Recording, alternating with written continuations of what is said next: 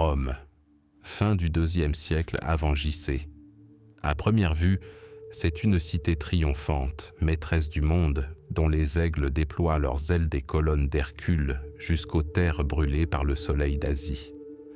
Ses légions sont invincibles, son trésor regorge de l'or des royaumes conquis, et son forum est le cœur battant de la civilisation, où se décide le destin de millions d'êtres.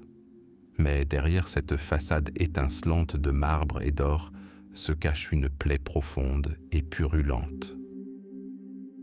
La République, ce colosse aux pieds d'argile, agonise.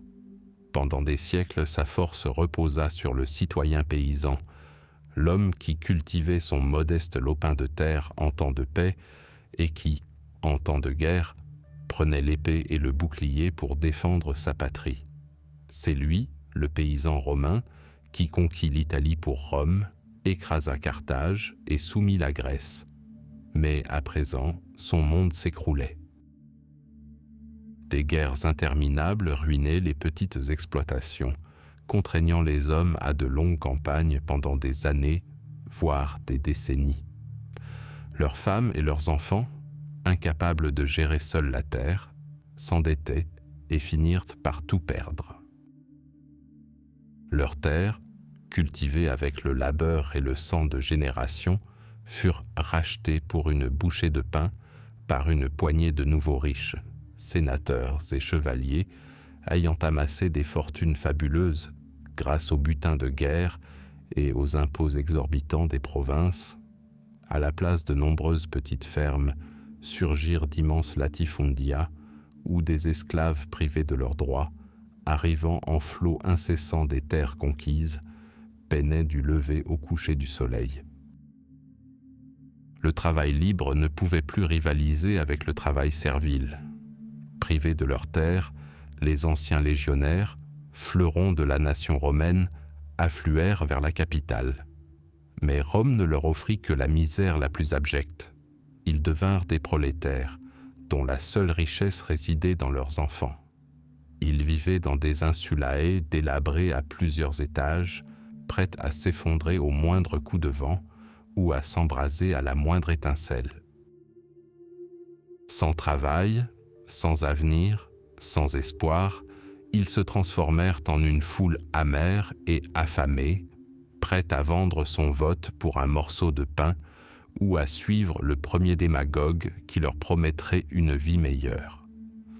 Le fossé entre la richesse fabuleuse de l'élite et la misère désespérée des masses devint un abîme qui menaçait d'engloutir la République. Les premiers à oser sonder cet abîme furent les frères Gracques.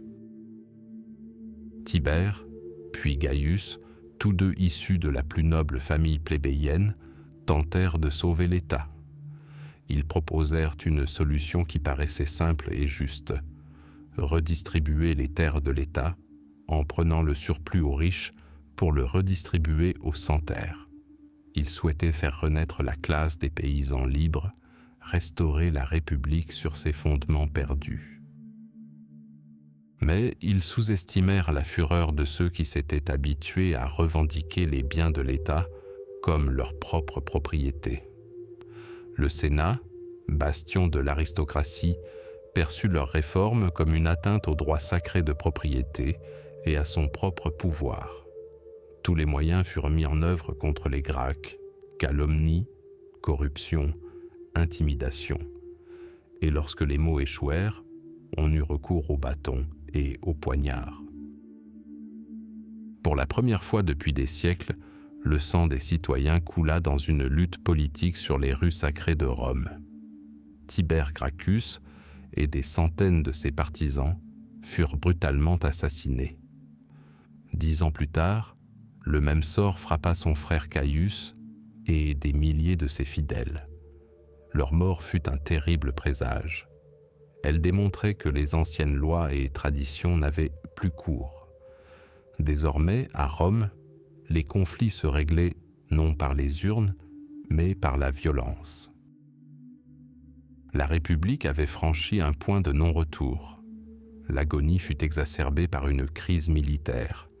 Des hordes de tribus germaniques sauvages, les Cimbres et les Teutons, envahirent la ville depuis le nord, anéantissant une armée romaine après l'autre.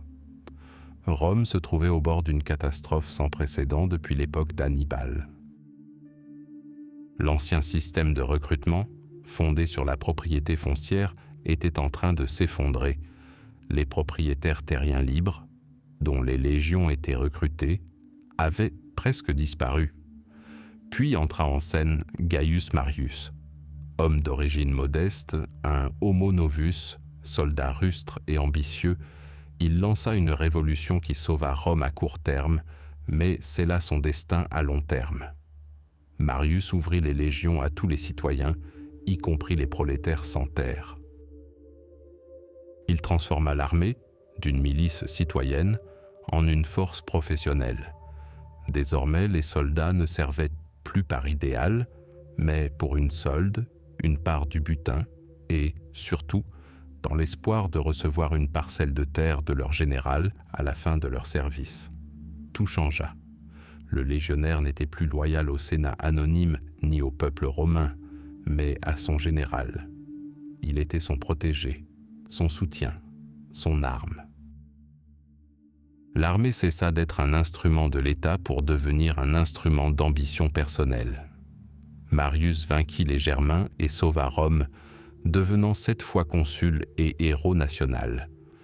Mais le mécanisme qu'il avait mis en place était déjà enclenché.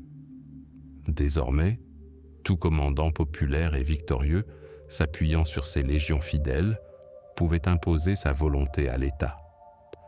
Marius avait pour contrepoids son ancien subordonné, devenu son ennemi mortel, le patricien Lucius Cornelius Sulla. Aristocrate talentueux, cruel et raffiné, il incarnait la réaction de la vieille noblesse face à l'ascension de parvenus comme Marius. Leur rivalité pour le commandement dans la guerre contre le roi du Pont, Mithridate, dégénéra en la première guerre civile d'envergure. C'est Sylla qui commit un sacrilège impensable et monstrueux. Insulté par ses adversaires politiques, il mena ses légions contre Rome elle-même. Pour la première fois de l'histoire, une armée romaine prit d'assaut la ville éternelle. La frontière sacrée, le Pomerium, qu'aucune armée n'osait franchir les armes à la main, fut violée. Un tabou séculaire fut brisé. Des soldats romains massacrèrent des citoyens romains dans les rues de la capitale, sur ordre du général romain. Une fois au pouvoir, Sylla instaura un règne de terreur sans précédent. Il instaura des proscriptions, des listes de ses ennemis, des hors-la-loi déclarés.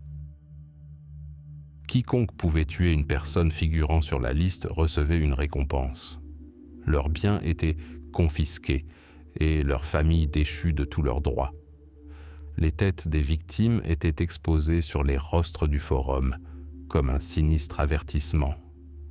Rome était plongée dans le sang. Des milliers de personnes furent exécutées sans procès, souvent non pour leurs convictions politiques, mais simplement parce qu'elles possédaient un riche domaine convoité par l'un des hommes de main du dictateur. Sylla tenta de guérir la République en redonnant au Sénat la pleine souveraineté et en limitant les pouvoirs des tribuns. Il pensait qu'en éradiquant la corruption, il pourrait restaurer l'ancien ordre. Mais après avoir renoncé à ses pouvoirs dictatoriaux et s'être retiré, il laissa derrière lui un pays en ruine. Il démontra à tous que l'autorité suprême à Rome n'était pas la loi, mais l'épée. Il créa un précédent. Un général ambitieux à la tête d'une armée fidèle pouvait s'emparer du pouvoir. La République avait survécu, mais elle n'était plus l'ordre fier et libre qu'elle avait été.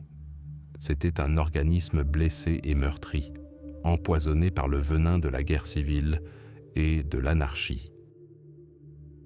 Les traditions étaient bafouées, les lois n'étaient plus qu'une fiction, et la peur et le cynisme s'étaient enracinés dans le cœur du peuple. Le vieux monde agonisait dans des convulsions. C'est dans cette ère cruelle, sanglante et bouleversante, dans un monde où les anciens dieux étaient silencieux et où les nouveaux n'étaient pas encore nés, qu'entra en scène un jeune patricien issu de l'ancienne mais déshéritée famille Julian. Un monde qu'il était né pour sauver ou, finalement, détruire. Après Sylla, Rome était une ville de fantômes et d'ambition. L'air, encore imprégné du sang des proscriptions, résonnait désormais des murmures de conspiration et des discours enflammés du forum. C'est dans ce chaudron bouillonnant que revint Gaius Julius César. Patricien issu d'une famille ancienne mais désargentée, il était le neveu du grand Gaius Marius, dont le nom était prononcé avec haine par les ennemis de la République et avec espoir par le peuple. César ne possédait ni la richesse incommensurable de Crassus, ni la gloire militaire de Pompée. Il n'avait que 3 atouts: une lignée irréprochable, un esprit vif comme l'éclair et une ambition dévorante. Il comprit que Rome était une scène et le pouvoir, l'enjeu suprême d'un grand spectacle. C'est ainsi qu'il commença son jeu. Ses premiers pas furent des procès retentissants. Jeune et inconnu, il accusa les puissants partisans de Sylla de corruption et d'extorsion. Il perdit ses procès, mais gagna quelque chose de plus précieux, la gloire.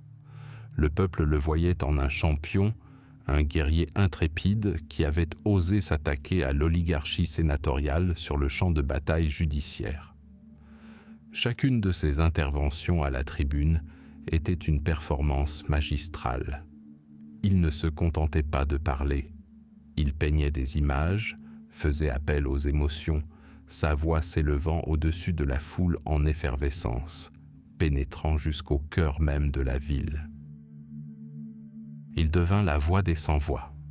César commença son ascension sur le cursus honorum, l'échelle de l'honneur, voie incontournable pour tout aristocrate romain aspirant au sommet du pouvoir.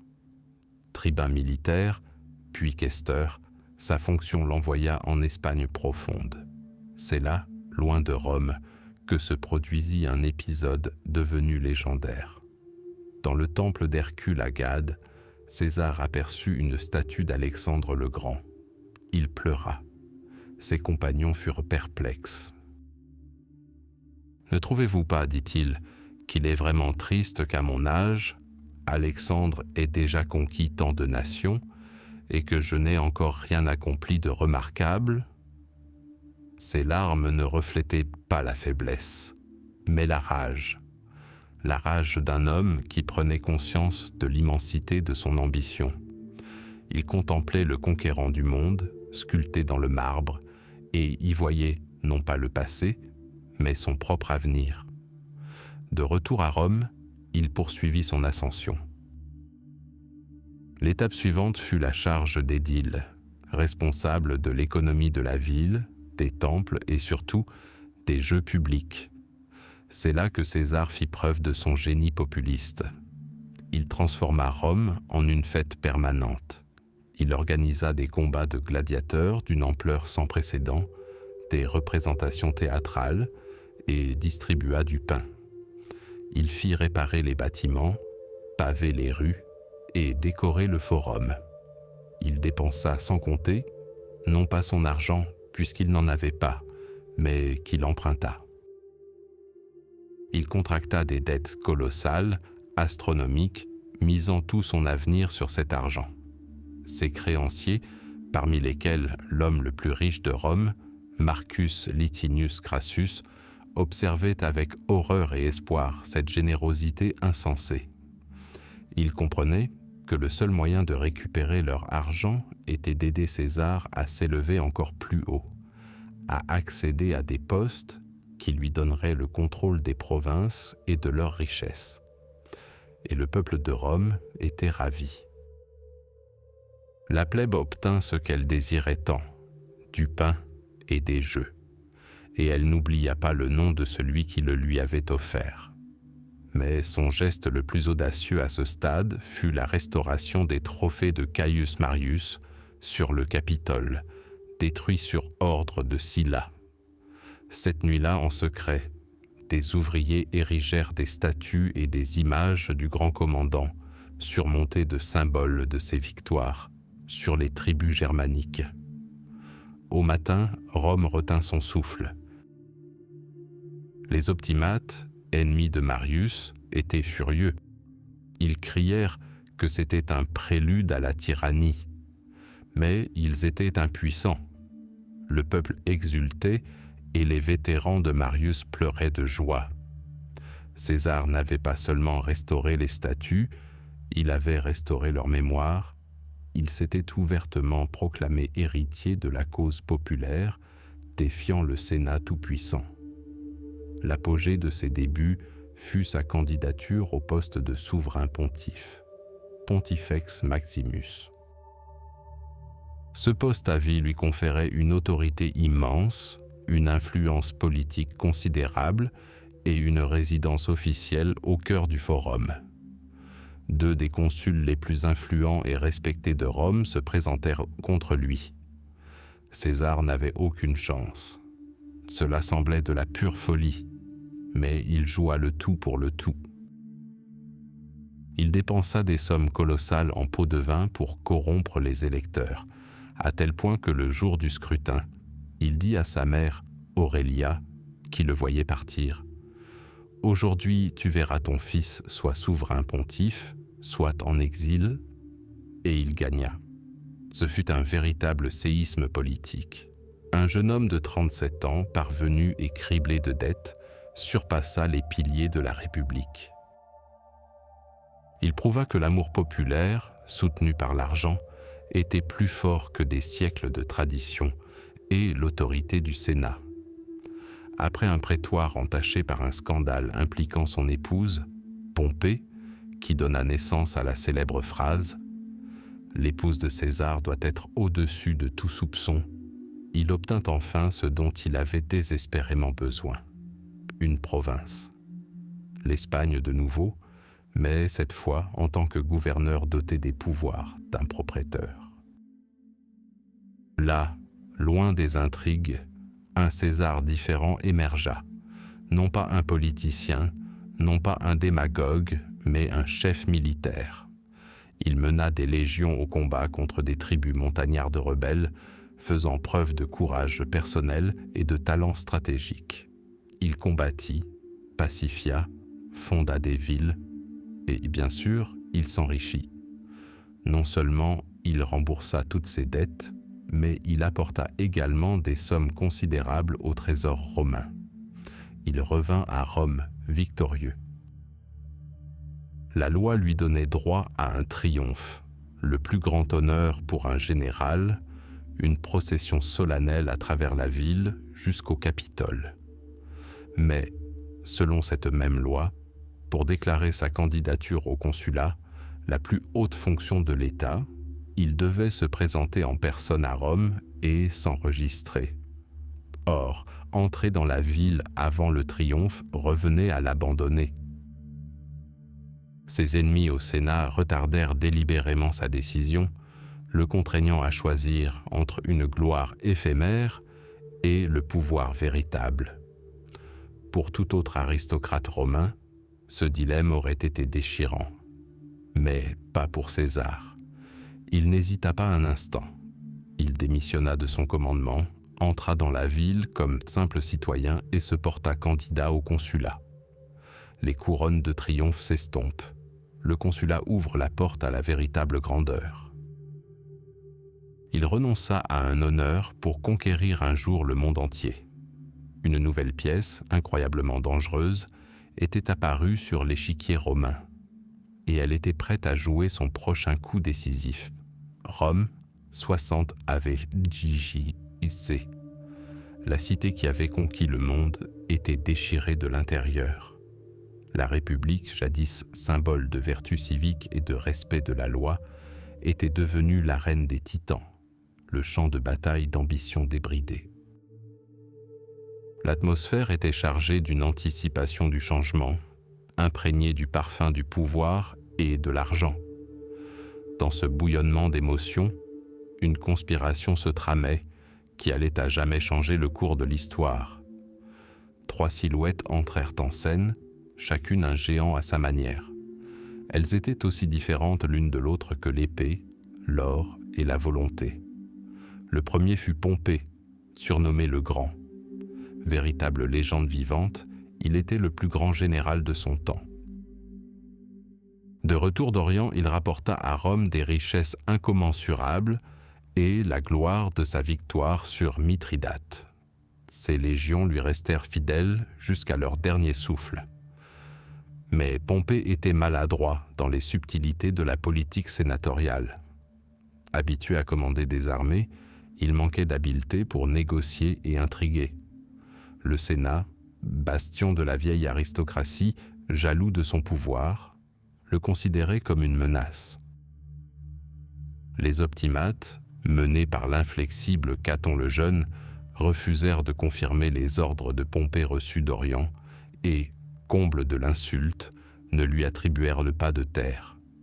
L'épée de Rome, couverte de la poussière des campagnes asiatiques, s'enraya de cette inaction humiliante. Pompée était insulté, son autorité sapée. Le second était Marcus Licinius Crassus. Sa force ne résidait pas dans ses légions, mais dans son or. Homme le plus riche de Rome, il possédait une fortune capable d'acheter des pays entiers. Son influence s'étendait aux chevaliers, l'élite financière romaine, banquiers et collecteurs d'impôts. Crassus convoitait moins l'argent que la reconnaissance et la gloire, qui lui échappèrent toujours, le maintenant dans l'ombre de Pompée. Lui aussi était en conflit avec le Sénat. Les aristocrates refusèrent de renégocier un contrat défavorable pour la collecte des impôts en Asie, ce qui nuisait aux intérêts de ses partenaires financiers. L'or de Rome se sentit lésé et chercha un moyen de reconquérir son influence. Enfin, le troisième était Gaius Julius César. À cette époque, il n'était pas encore le conquérant de la Gaule, mais un homme politique brillant, audacieux et incroyablement ambitieux. Chef des populares, adulé par le peuple, il était un maître de la manœuvre politique. De retour d'un mandat réussi de gouverneur d'Espagne, où il s'était distingué tant comme chef militaire que comme administrateur, César se trouvait face à un choix. La loi lui donnait droit à un triomphe, la plus haute distinction militaire, une procession solennelle dans les rues de Rome. Mais il souhaitait également briguer le consulat, la plus haute fonction de l'État. Le Sénat le plaça dans une situation délicate. Pour être éligible au consulat, il devait entrer dans la ville comme simple citoyen, renonçant ainsi au triomphe. Et pour célébrer ce triomphe, il devait rester hors des murs de la ville avec son armée, manquant ainsi la date limite de dépôt de sa candidature. C'était un piège tendu par ses ennemis pour freiner ses ambitions grandissantes. Là où les vieux politiciens voyaient un piège, César y voyait une opportunité. Il comprit ce que les autres ne voyaient pas.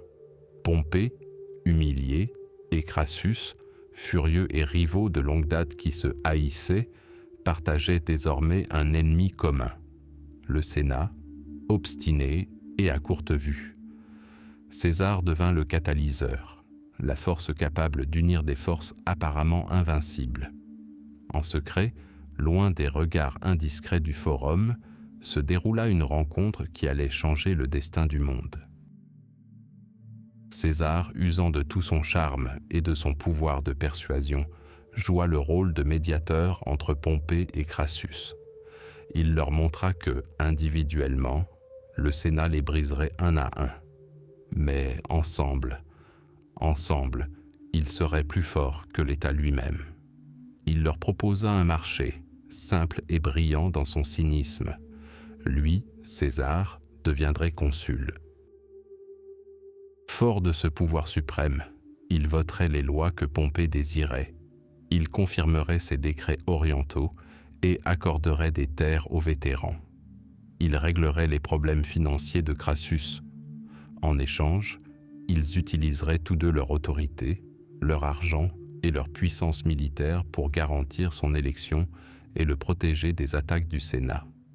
C'était une alliance forgée non par l'amitié, mais par un ennemi commun et une ambition démesurée. Les historiens l'appelleront le premier triumvirat, le pouvoir de 3 hommes.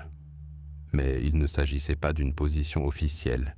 C'était une conspiration privée, un pacte secret qui plaçait la volonté de 3 hommes au-dessus des lois de la République. À l'ombre des portiques de Rome, un monstre à 3 têtes naquit, chacune tournée dans sa propre direction, mais agissant comme une seule entité. Le consulat de César, en 59 JC, fut l'année où les masques tombèrent.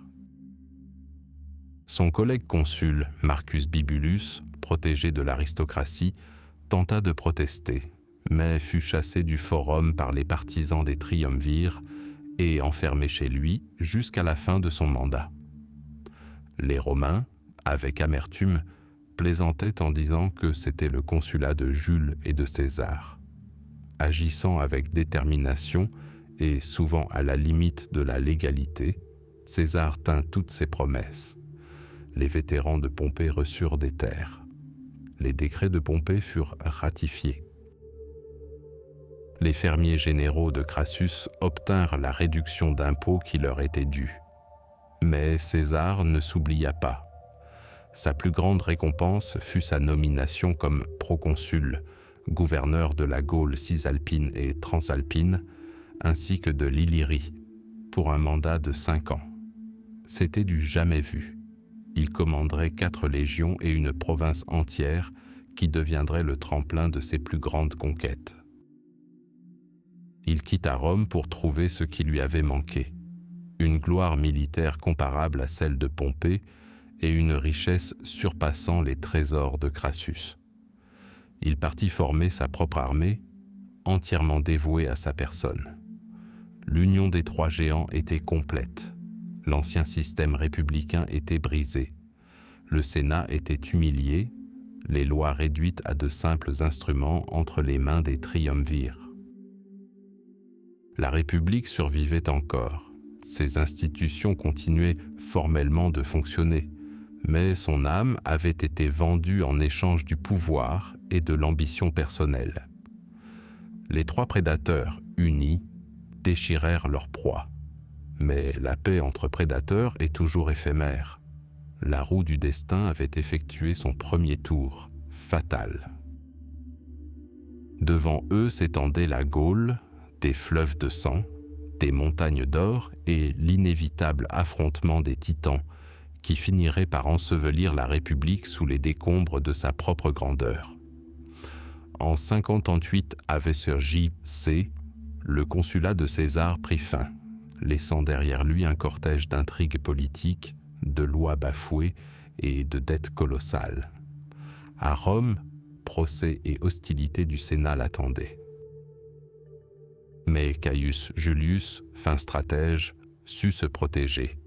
Il obtint le proconsulat et le gouvernement des provinces, non pas en des terres paisibles, mais à des frontières instables.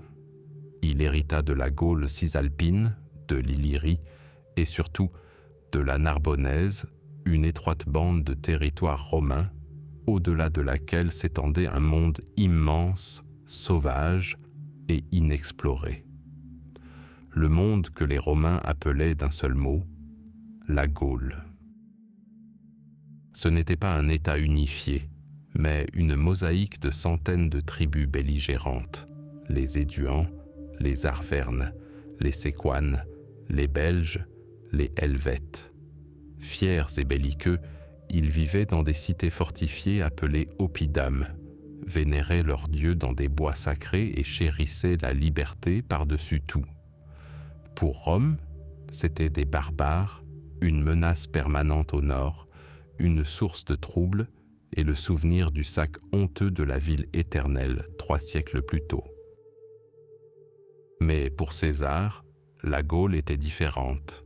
C'était une opportunité, l'occasion d'amasser des richesses incommensurables pour éponger ses dettes, l'occasion d'une gloire militaire qui éclipserait celle de son rival Pompée, et l'occasion de constituer une armée qui lui serait entièrement dévouée. Le prétexte à l'invasion ne tarda pas à venir. Les Helvètes, pressés par les Germains, décidèrent de migrer en masse vers l'ouest, traversant les terres des alliés de Rome. César y vit un casus belli, un prétexte légitime pour la guerre. En un éclair, il rassembla ses légions. Il barra la route aux Helvètes, les rattrapa et, lors d'une bataille brutale à Bibracte, anéantit presque entièrement cette tribu autrefois puissante. Il ne s'agissait pas d'une simple défense de frontières, mais d'une démonstration de force. Rome était arrivée en Gaule et elle comptait bien y rester.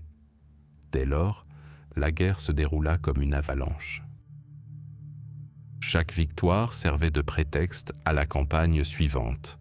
Les tribus gauloises, cherchant à se protéger les unes des autres, se tournèrent vers César, sans se rendre compte qu'elles laissaient entrer le loup dans la bergerie. Il vainquit le chef germanique Arioviste, stoppant son expansion vers l'ouest. Il soumit les Belges, d'une bravoure désespérée, au nord, se tenant personnellement en première ligne sur les rives du Sabie, brandissant le bouclier d'un simple légionnaire pour galvaniser les soldats hésitants. Pendant 2 ans, il ravagea la Gaule centrale par le feu et par l'épée, soumettant tribu après tribu. Mais César ne se contentait pas de simples conquêtes. Il aspirait à une gloire retentissante à travers Rome, qui ferait de lui une légende vivante, l'égal d'Alexandre le Grand, et non un simple homme politique. En 55 J.C., il accomplit l'impensable. En 10 jours, ses ingénieurs construisirent un pont sur le puissant Rhin. Pour la première fois de l'histoire, les légions romaines foulèrent le sol germanique. Il ne s'agissait pas d'une campagne territoriale, mais d'une opération de propagande pure et simple. César montra aux Germains et au monde entier que Rome ne connaissait pas de frontières. Elle pouvait s'étendre partout, à tout moment. Puis, il porta son regard encore plus loin, au-delà de la Manche, vers la mystérieuse île de Bretagne, enveloppée de brume, qui représentait pour les Romains le bout du monde. 2 expéditions en Bretagne n'apportèrent aucune nouvelle terre à Rome, mais elles donnèrent à César ce qu'il désirait. Rome tout entière était en émoi. Le Sénat ordonna des offices d'action de grâce d'une durée sans précédent en son honneur. Ses commentaires sur la guerre des Gaules, qu'il dictait à ses secrétaires sous sa tente le soir, circulèrent dans toute la capitale, forgeant l'image d'un commandant invincible, sage et courageux, un conquérant des peuples barbares. Tandis que César savourait sa gloire, la colère grondait au cœur même de la Gaule. 8 années de guerre, de pillage, de conscription et d'arrogance romaine avaient laissé des traces. Les tribus, autrefois si différentes, finirent par comprendre qu'un ennemi commun était plus terrible encore que leurs anciennes querelles. Et cette prise de conscience avait un nom. Vercingétorix, jeune chef des Arvernes, il possédait une volonté de fer, un talent stratégique hors pair et un don rare pour la persuasion. Il réussit l'impossible, unifier la plupart des tribus gauloises en une seule armée. Conscient de l'impossibilité de vaincre les légions en bataille rangée, il opta pour une stratégie différente. La tactique de la terre brûlée. Il ordonna l'incendie des villes et des villages, la destruction des réserves de nourriture, afin de priver l'armée romaine de ravitaillement, de la contraindre à la famine et de la forcer à battre en retraite. César traversa les heures les plus sombres de toute la guerre. Ses légions étaient épuisées, ses approvisionnements étaient coupés. Pour la première fois, il se retrouva face à un ennemi aussi rusé et tenace que lui. Sous les murs de Gergovie, capitale des Arvernes, César subit sa première et unique défaite en Gaule. Il semblait que sa chance l'avait abandonné. Toute la Gaule était en révolte. Mais c'est précisément dans ce moment de désespoir que César révéla tout son génie. Il traqua l'armée de Vercingétorix et la piégea dans la forteresse d'Alésia. le plus grand siège de l'histoire antique commença. César ordonna à ses soldats de construire une gigantesque ligne de fortifications autour d'Alésia, remparts, fossés, tours et pièges, longues de 18 kilomètres, afin d'affamer les Gaulois. Mais bientôt, une immense armée de secours, rassemblée de toute la Gaule, approcha d'Alésia. Et César se trouva dans une situation inimaginable. Son armée était elle-même assiégée. Il assiégeait Vercingétorix et il était lui-même assiégé par les Gaulois. Il ordonna alors la construction d'une seconde ligne de fortification, encore plus longue, tournée vers l'extérieur. L'armée romaine se retrouva prise en étau. D'une part, les défenseurs affamés d'Alésia, et d'autre part, une armée gauloise fraîche et pleine d'ardeur. La bataille finale fut acharnée. Les Gaulois attaquèrent simultanément sur 2 fronts. À un moment donné, les défenses romaines commencèrent à céder. César, vêtu de son manteau écarlate de général, mena alors personnellement les dernières réserves dans une contre-attaque. Son apparition au moment décisif de la bataille changea le cours des événements. L'armée gauloise de libération fut mise en déroute et prit la fuite. Le sort d'Alésia et de toute la Gaule était scellé. Le lendemain, les portes de la forteresse s'ouvrirent.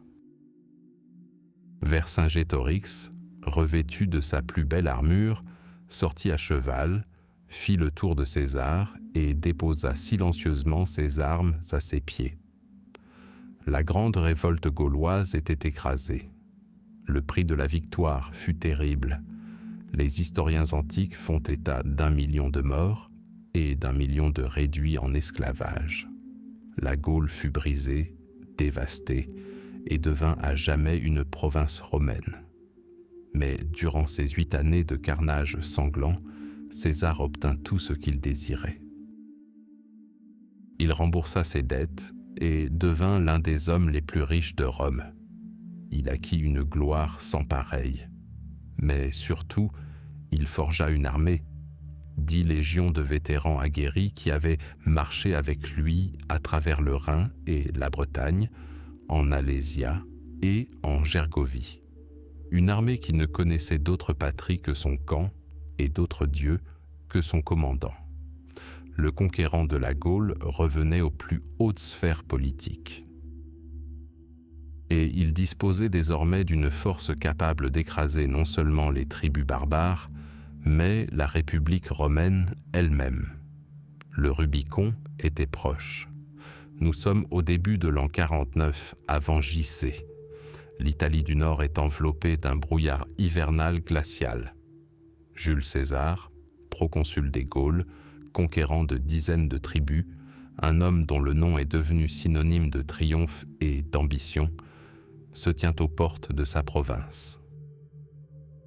Devant lui s'étend non seulement l'Italie, mais aussi son destin. Le regard de César est tourné vers le sud, vers Rome. Mais entre lui et la ville éternelle se dresse bien plus qu'une simple distance. Entre lui et son avenir coule un petit fleuve sans prétention, le Rubicon. Pour le voyageur lambda, ce n'est qu'un cours d'eau, mais pour un général romain, c'est une frontière sacrée, établie par la loi. Une fine ligne rouge, dont le franchissement à la tête d'une armée équivalait à déclarer la guerre à sa propre patrie. C'était le crime le plus grave qu'un Romain puisse commettre, la trahison. La situation politique à Rome était explosive. Des années d'intrigues, d'alliances et de trahison avaient atteint leur terme. Le Sénat, mené par les ennemis de César, la faction des Optimates, et son ancien allié devenu son rival acharné, Cnaeus Pompeius Magnus, lança un ultimatum. César devait démissionner de son poste de proconsul, dissoudre ses légions et rentrer à Rome comme simple citoyen. Pour César, c'était comme une condamnation à mort. Rentrer à Rome sans pouvoir ni armée signifiait s'abandonner à la merci de ses ennemis. des procès fondés sur des accusations fallacieuses, l'oubli politique et, très probablement, l'exil ou l'exécution l'attendait. Il ne s'agissait pas seulement d'une question de pouvoir. Il s'agissait de son honneur, de sa dignité, de sa place même dans l'histoire qu'il avait acquise au prix du sang de ses légionnaires sur les champs de bataille de Gaule. Acculé, il n'avait plus le choix, accepter docilement l'humiliation et la mort ou prendre un risque colossal, impensable. La goutte d'eau qui fit déborder le vase fut l'expulsion du Sénat de ses fidèles tribuns, Marc Antoine et Quintus Cassius. Ces derniers s'enfuirent de Rome et rejoignirent le camp de César à Ravenne, lui fournissant ainsi le prétexte idéal pour agir. Il pouvait désormais déclarer qu'il marchait sur Rome non pas en usurpateur, mais en défenseur des droits sacrés des représentants du peuple, en protecteur de la République elle-même contre l'arbitraire d'une clique oligarchique. À Ravenne, César affiche un calme étudié. Il assiste à des combats de gladiateurs, discute de la création d'une nouvelle école d'arts martiaux et reçoit des invités. Mais derrière ce masque d'insouciance se cache une tension intérieure titanesque. Il ne dispose que d'une seule légion avec lui, la 13e, forgée dans le feu de la guerre des Gaules, qui lui est fidèle jusqu'à son dernier souffle. Le reste de ses vétérans est encore loin, au-delà des Alpes. Il projette de défier toute la puissance de l'État romain avec seulement 5000 hommes. C'est de la folie. C'est un pari risqué. Mais César n'est pas fou. C'est un parieur hors pair, et il a calculé ses chances. Il mise sur la rapidité, la surprise et la panique que son nom sèmera chez ses adversaires. Les historiens racontent que la nuit précédant sa décision fatidique, César resta longtemps éveillé. Il consulta ses plus proches alliés, parmi lesquels Asinius Pollio et le futur traître Titus Labienus. Il pesa les conséquences monstrueuses de chaque décision.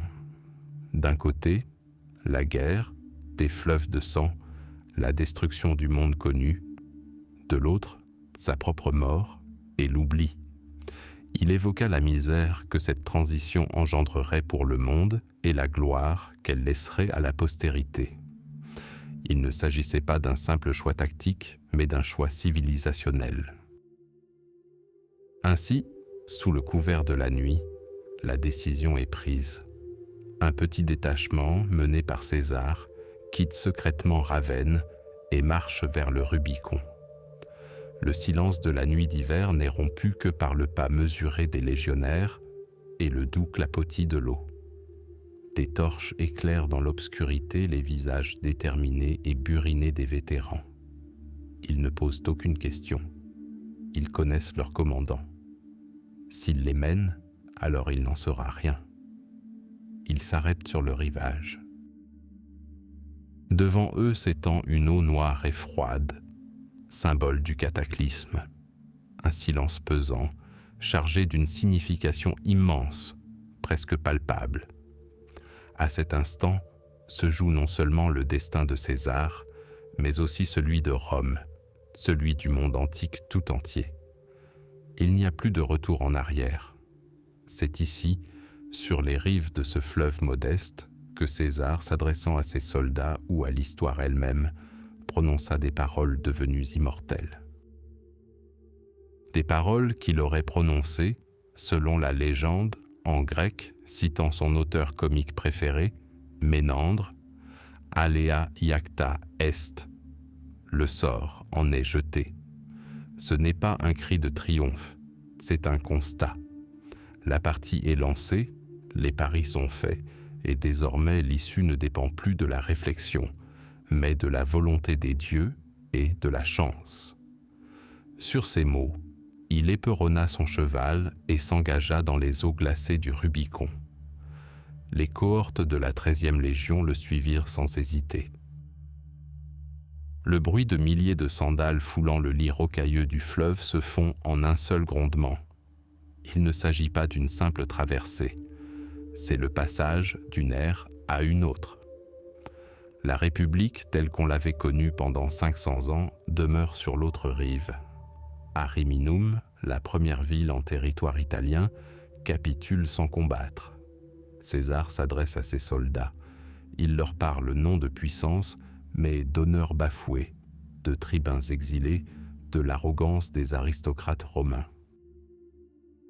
Et les légionnaires répondent par un rugissement de soutien. Ils sont son armée, sa famille, son seul soutien. La nouvelle du franchissement du Rubicon frappa Rome comme un éclair. La panique s'empara de la ville éternelle.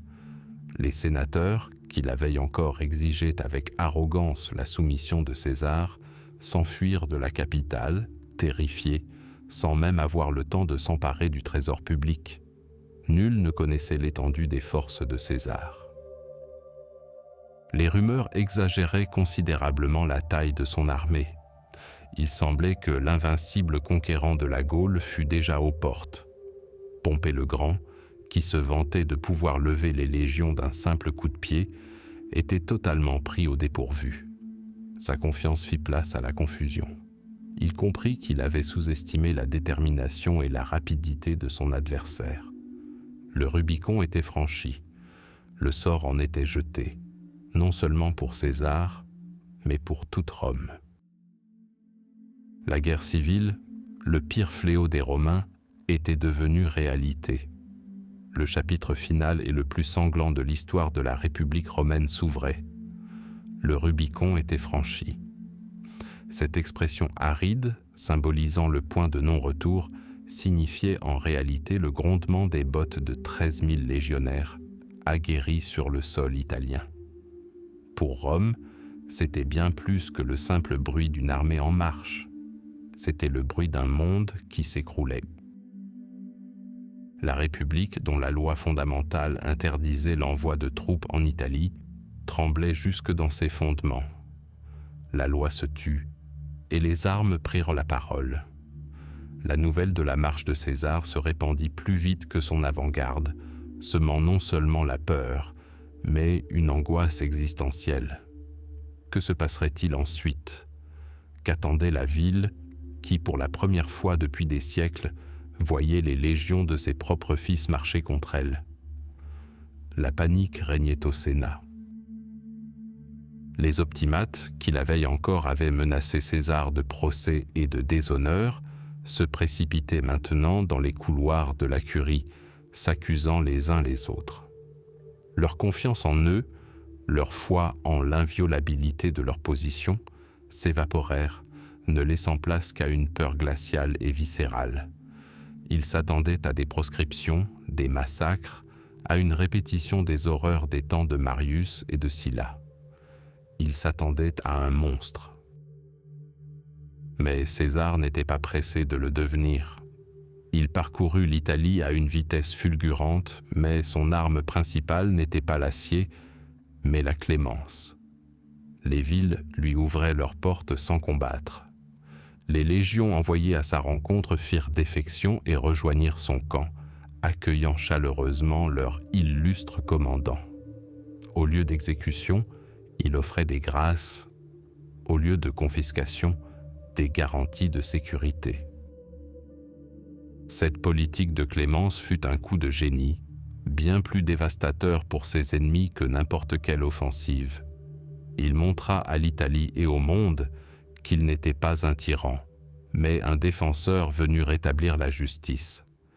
Il divisa le camp ennemi de l'intérieur, offrant à chacun un choix non pas entre la vie et la mort, mais entre l'ancien régime corrompu et une force nouvelle et bienveillante. À la tête de ce vieux régime se trouvait Gnaeus Pompée le Grand, un homme dont le nom résonnait dans toute la Méditerranée, le vainqueur des pirates, le conquérant de l'Orient, l'ancien compagnon de César, et désormais son principal adversaire.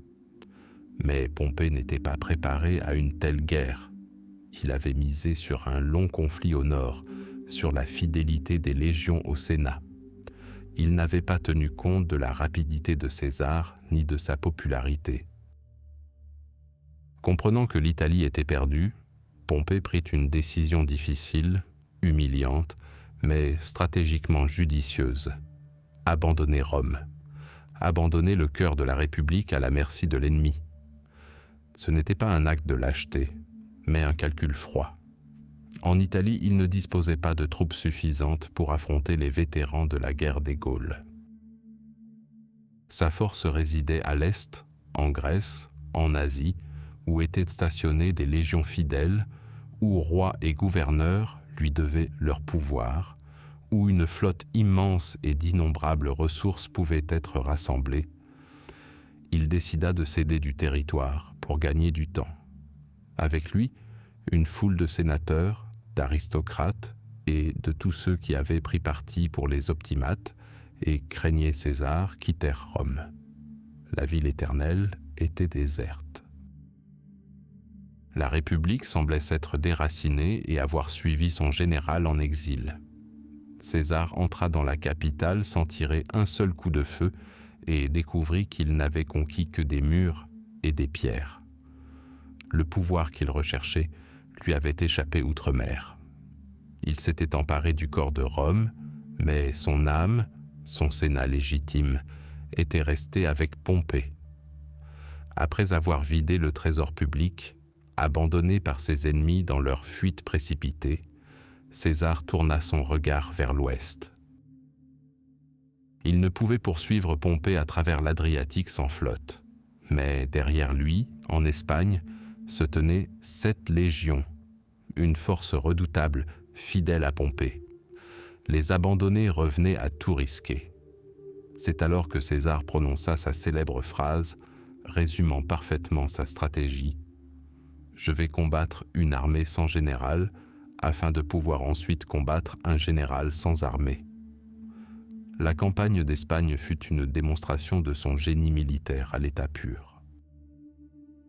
En 40 jours, par des manœuvres habiles, la coupure des voies de ravitaillement, l'encerclement et l'épuisement de l'ennemi, il contraignit l'armée pompéienne entière en Espagne à déposer les armes, pratiquement sans livrer de bataille majeure.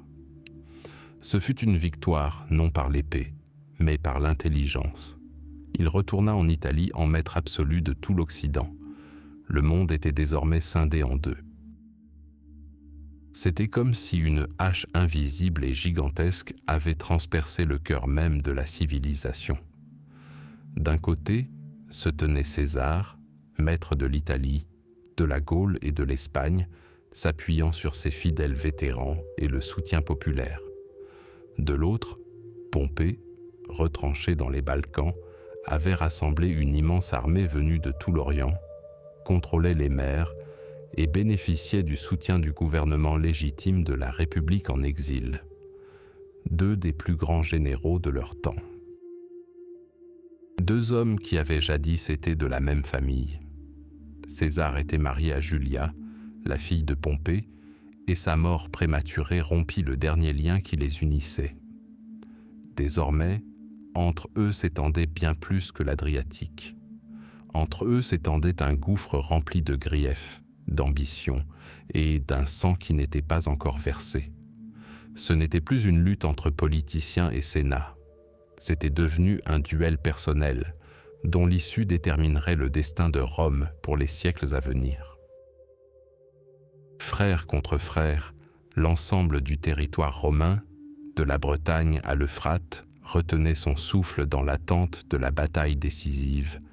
Une tempête se préparait, et son épicentre serait la Grèce, berceau de la démocratie, voué à devenir le tombeau de la République. La victoire de Pharsale ne marqua pas la fin de la guerre. Elle ne fut que la fin du plus grand combat.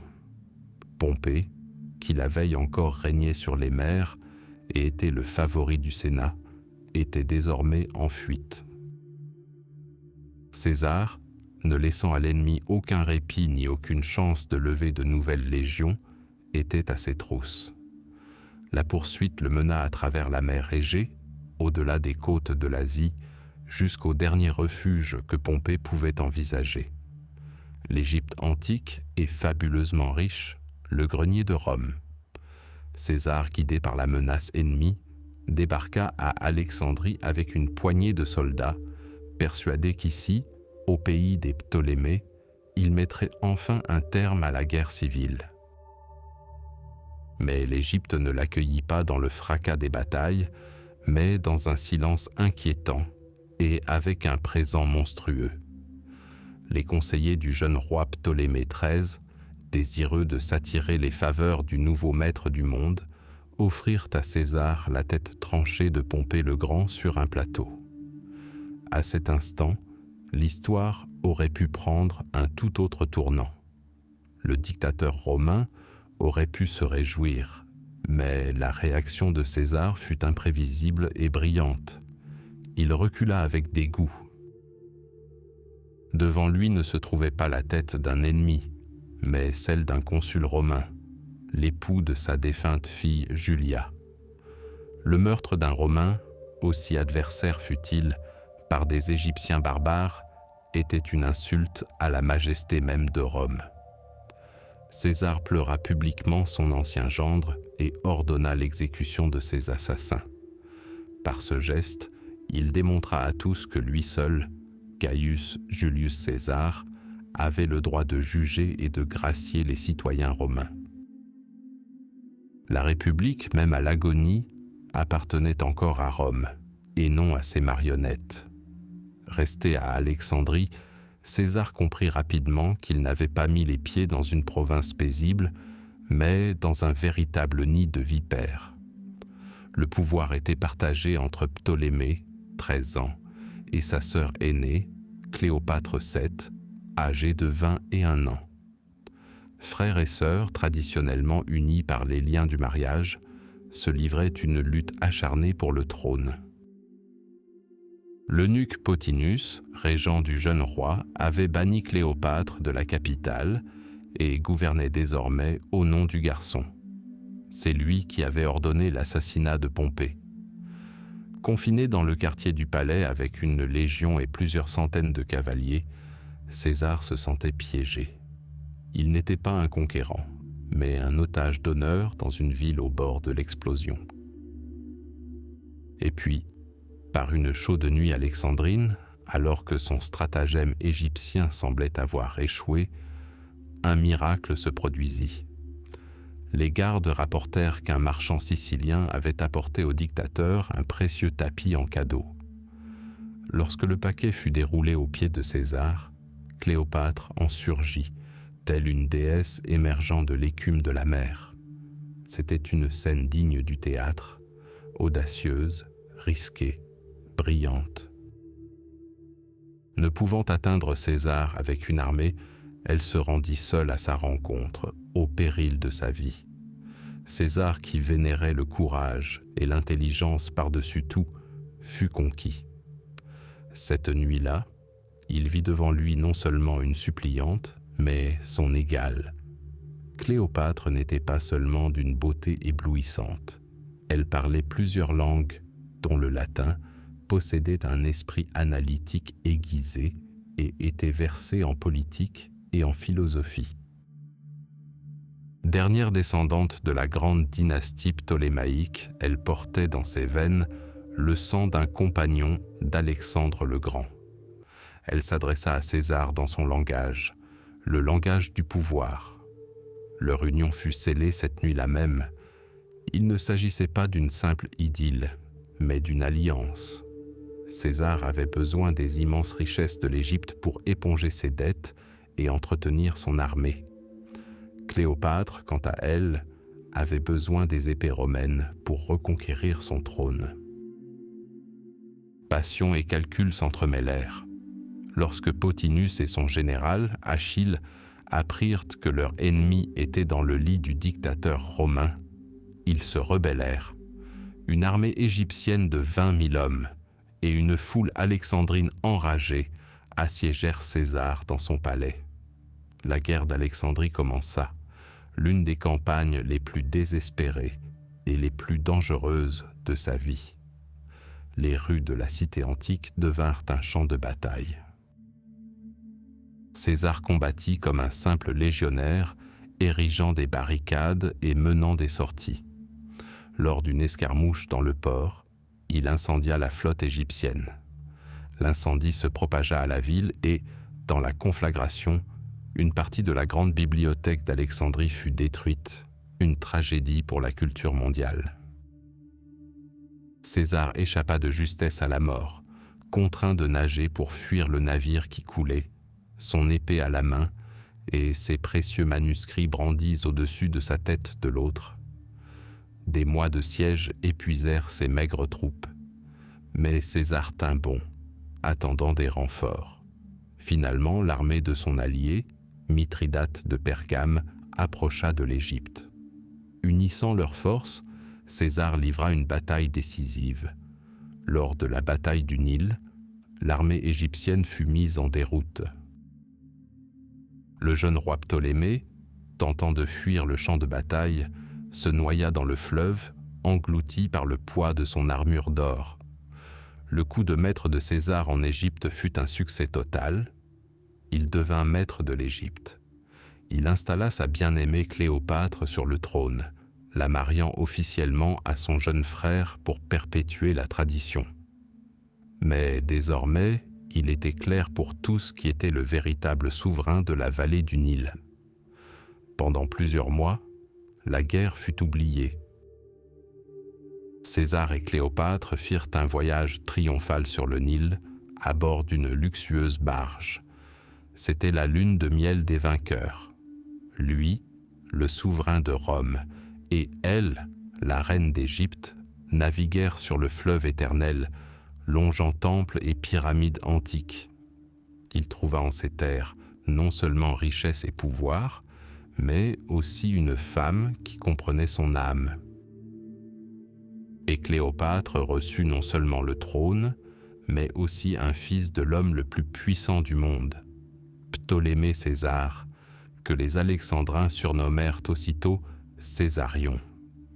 Leur union fut scellée par le sang et la naissance d'un nouvel espoir, d'une nouvelle dynastie capable un jour d'unir Rome et l'Orient. Mais Rome n'avait pas encore pris la parole. La guerre est finie. Les dernières légions de Pompée sont mises en déroute, le dernier bastion de la résistance est tombé. Jules César rentre à Rome. Mais il ne s'agit pas du retour d'un général devant le Sénat. C'est le retour d'un maître dans sa patrie. Une ville qui n'a pas vu ses armées défiler dans ses rues depuis des siècles accueille à présent son souverain. Et le spectacle surpasse tout ce que Rome a jamais connu. 4 triomphes, non pas un seul, comme c'était l'usage, mais 4, s'enchaînant les uns après les autres, tels les actes d'une grande pièce célébrant un seul acteur. Les festivités, qui durèrent des semaines, furent fastueuses. Les rues étaient jonchées de fleurs et le vin coulait à flots des fontaines. D'abord, le triomphe sur la Gaule. Derrière le char de César, enchaîné, marchait celui qui avait fait trembler les légions pendant 7 ans, le fier chef des Arvernes, Vercingétorix. Il fut conduit le long de la voie sacrée, sous les applaudissements de la foule, jusqu'à la prison Mamertine, où le nœud coulant rituel l'attendait. Tel était le prix de la résistance. Vint ensuite le triomphe égyptien. On transporta dans les rues des animaux exotiques et les trésors ptolémaïques, ainsi qu'Arsinoé, la sœur captive de Cléopâtre. Les Romains, avides d'exotisme, la contemplaient avec curiosité et pitié. Sa beauté et sa jeunesse la sauvèrent de l'exécution, mais non de l'humiliation. Vint ensuite le triomphe asiatique en l'honneur de la victoire éclair sur Pharnace, immortalisée par le lapidaire rapport de César « Je suis venu, j'ai vu, j'ai vaincu ». Enfin, le triomphe africain, le plus douloureux pour la vieille aristocratie, car il commémorait la victoire sur les Romains, sur les fils de Pompée et l'inflexible Caton. César, cependant, la présenta avec sagesse comme une victoire sur le roi Juba, allié des Pompéiens. Il comprenait que célébrer une victoire dans une guerre civile reviendrait à rouvrir des plaies encore vives. Mais derrière les paillettes de l'or, les acclamations de la foule et le sang des ennemis, se cachait une transformation bien plus profonde. La République, telle qu'on l'avait connue pendant des siècles, s'éteignait dans ses marches triomphales. Le pouvoir que César avait accumulé était sans précédent. Il n'occupait pas seulement la plus haute fonction, il était l'État. Il fut proclamé dictateur, d'abord pour 1 an, puis pour 10. Le Sénat, jadis une assemblée fière composée d'aristocrates de son envergure, se livrait désormais à une surenchère de flatterie, cherchant à anticiper ses désirs. Chaque matin, des centaines de sénateurs se pressaient dans son antichambre, attendant une audience comme des courtisans attendant leur monarque. On lui conféra le titre de « père de la patrie », pater patriae, la plus haute distinction qu'un citoyen puisse recevoir. Il reçut le pouvoir à vie de tribun du peuple, ce qui le rendait sacré et inviolable, et lui accordait le droit de veto sur toute décision d'un magistrat. Il contrôla le trésor, la nomination des gouverneurs de province, ainsi que la guerre et la paix. Les institutions républicaines existaient encore, mais elles n'étaient plus que de simples formalités, un vernis superficiel dissimulant son pouvoir absolu. Des élections avaient lieu, mais seules les candidates recommandées par César l'emportaient. Le Sénat siégeait, mais uniquement pour ratifier ses décrets. Le pouvoir des consuls, des préteurs et des tribuns n'était plus que l'ombre de sa gloire passée, projetée par une seule figure colossale. Il n'avait pas détruit les anciens mécanismes, il les avait simplement concentrés entre ses mains. La République suffoquait, privée de son principe fondamental, la séparation et l'alternance des pouvoirs.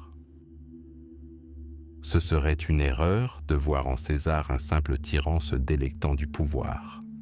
Ayant reçu l'autorité absolue, il se mit à l'œuvre avec la même énergie surhumaine qu'il avait déployée pour faire la guerre. Il constata que l'ancien monde s'était effondré et qu'il fallait en bâtir un nouveau sur ses ruines.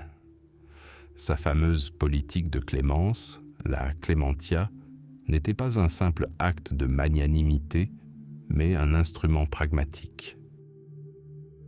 Il pardonna à ses anciens ennemis, Brutus, Cassius, Cicéron, et leur restitua leurs biens et leur position.